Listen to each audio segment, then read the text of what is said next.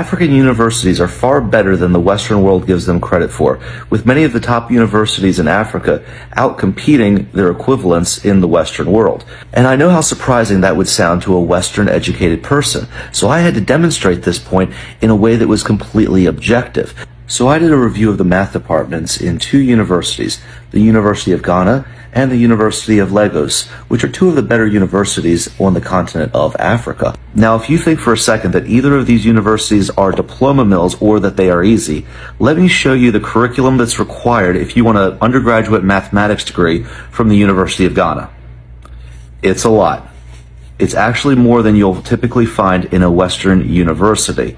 As far as the difficulty of the courses themselves, I've had the opportunity to review both the exams and the homework from these universities, and I can tell you that it is on par with what you would find in a good Western university. This doesn't surprise me because the typical African student is more serious than his Western counterpart.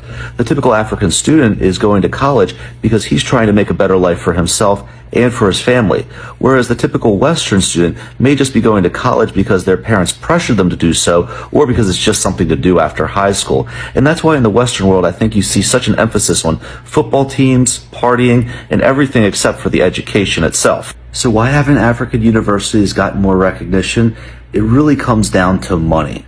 In the Western world, colleges have gotten away with charging undergraduate students $100, $200, or even $300,000 for a 4-year degree. And you better believe that they want that gravy train to continue. They don't want Western students to realize that they could get an African education that would be the equivalent or better without going into massive student debt. The reason university education in Africa is so important to me and should be so important to you is that we cannot reasonably expect Africa to develop if they were unable to educate the talent that's necessary for that development to occur in the short, mid, and long term. However, having reviewed the African higher education system, I can confidently say that they should have no trouble producing the necessary talent in engineering, mathematics, and other important fields to develop.